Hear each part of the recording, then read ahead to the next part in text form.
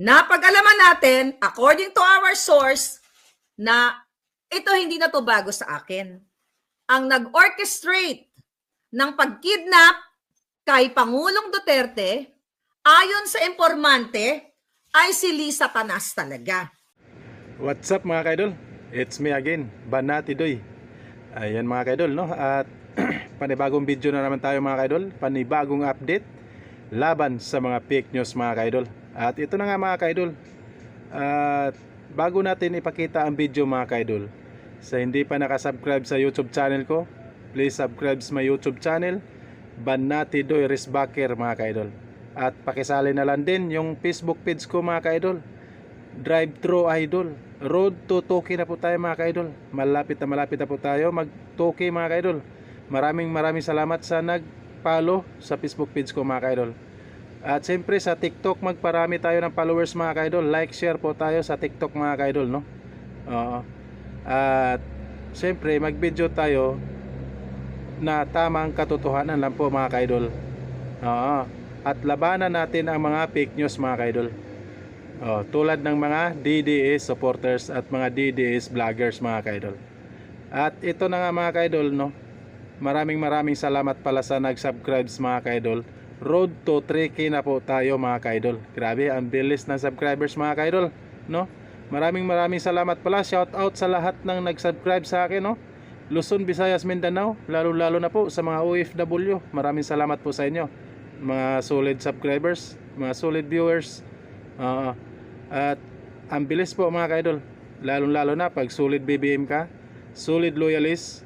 At siyempre mga kakamping, maraming salamat sa nag-subscribe sa akin sa YouTube channel mga kaidol.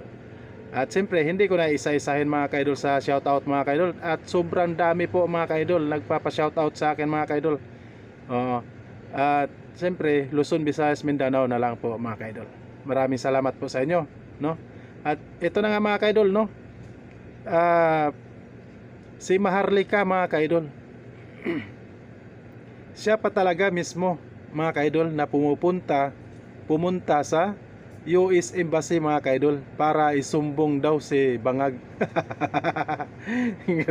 Ang lakas ng loob, no? Ang lakas ng loob ni Maharlika mga kaidol, na pumunta sa US Embassy para isumbong si Bangag, na kumbaga may protection siya kung dadamputin siya mga kaidol.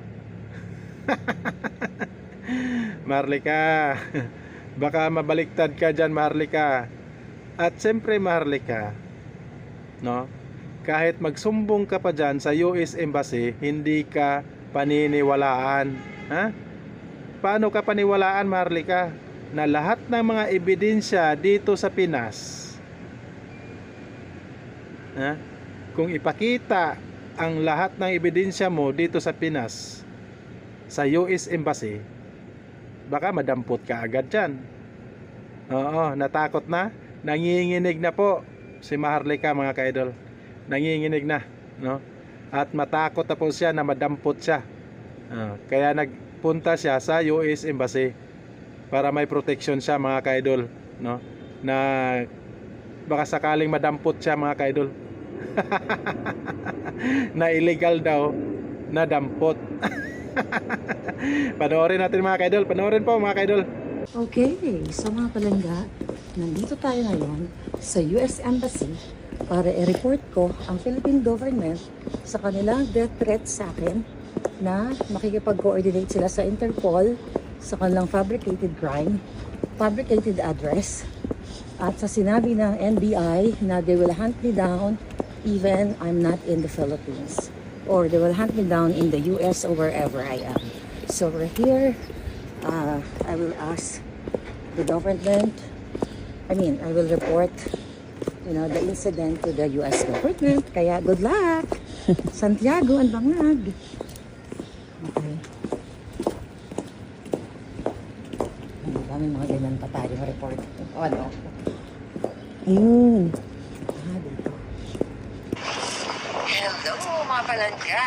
Dito tayo ngayon sa Embassy of the United States. So, nireport natin ang mga talawan. Nireport natin ang gobyerno ng Pilipinas sakaling idukutin nila ako ng illegal extraction. So, nireport natin sila ngayong araw na ito at para ma-document kasi di ba nag-pronounce ang NBI si Santiago at itong mga bangag na they will hunt me down wherever I am. So now, nandito tayo sa US Embassy in the Netherlands para ma-report sila. So actually, just to give you update, nakausap ko ang officer dito. So tinanong nila ako regarding sa death threat, they kinuwento ko sa kanila at sinabi ko na i-report na actually yung mga issue na ito, mga incidenteng ito sa FBI sa California. So dinocument ganyan-ganyan. So now nag-offer sila kung ano daw yung assistance na pwede nila ibigay sa akin. So sabi ko, escort pag uwi ko sa Pilipinas, escort pag uwi ko sa California. So Nakita nyo mga kaidol, narinig nyo ang sinasabi ni Maharlika mga kaidol, no? Pupunta siya sa US Embassy para may protection siya kung sakaling madampot siya, dadamputin siya mga kaidol. Nanginginig na, natakot na po si Maharlika mga kaidol. At siyempre, mahuhuli ka talaga dyan Maharlika. Kahit magsumbong ka pa dyan sa US Embassy, Maharlika, hindi ka paniwalaan dyan. Dahil lahat ng mga ebidensya mo dito sa Pinas na mga fake news, no? Wala kang laban dito. Wala kang laban, Maharlika. At ito pa mga kaidol, no? Oo. Another fake news na naman si Maharlika mga kaidol. Grabe. Another fake news na naman si Maharlika mga kaidol. Oh. Ito, ang sabi ni Maharlika mga kaidol, si First Lady Lisa Marcos daw ang nag-utos na kidnapin si PRRD. Grabe Maharlika, no? At makikita nyo ang video ni Maharlika dito mga kaidol, no? Na nag-utal-utal na po. Nag-utal-utal na, nagsalita si Maharlika. Nag-utal-utal na po. Kumbaga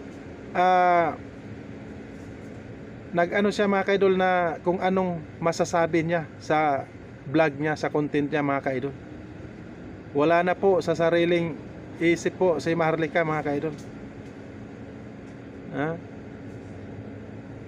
Si Martin Romualdez at saka si First Lady Lisa Marcos ang nag-utos daw na kidnapin si PRRD. Yan po ang sabi niya mga kaidol ni Maharlika mga kaidol. Another fake news na naman mga kaidol. At sana lang, no? Sana madampot na po ito agad-agad, no? Para mawala na po ang fake news dito sa ating bansa, dito sa Pilipinas. Oo. Panoorin natin mga kaidol. Panoorin po mga kaidol kung ano sinasabi niya mga kaidol. Napag-alaman natin, according to our source, na ito hindi na to bago sa akin. Ang nag-orchestrate ng pagkidnap kay Pangulong Duterte, ayon sa informante, ay si Lisa Tanas talaga. Alright? At ang reason ay what? Ang reason, dahil yun, talagang gusto nilang burahin yung mga Duterte. Ngayon, by the way, bago pala ako pumunta dito sa seryosong pag-uusap natin, posible, may possibility talagang, according to my source, na question siya ng mga authorities. Possible, pero yung pangalawang informante natin, eto na nga. Ang sabi niya, Miss Maharlika, galing mismo to sa kamag-anak mo. Diyan, kamag-anak nila ng mga Marcos Romualdez na ang nag-orchestrate ng lahat ng ito para ipakidnap ang Pangulong Duterte ay si Lisa Tanas at si Bangag ay sunod-sunuran lang. Ang kadahilanan ng kaputahan ni Lisa na nagpunta dito sa Amerika, according to our source, ato ay mga palabas lamang na siya ay merong working visit dito. Pero yung pala, in preparation, according to our source, na siya ay natatakot na kapag ginawa nila, kasi destined siya, talagang ano siya focus siya na gawin ang pagpakidnap kay Pangulong Duterte. Okay?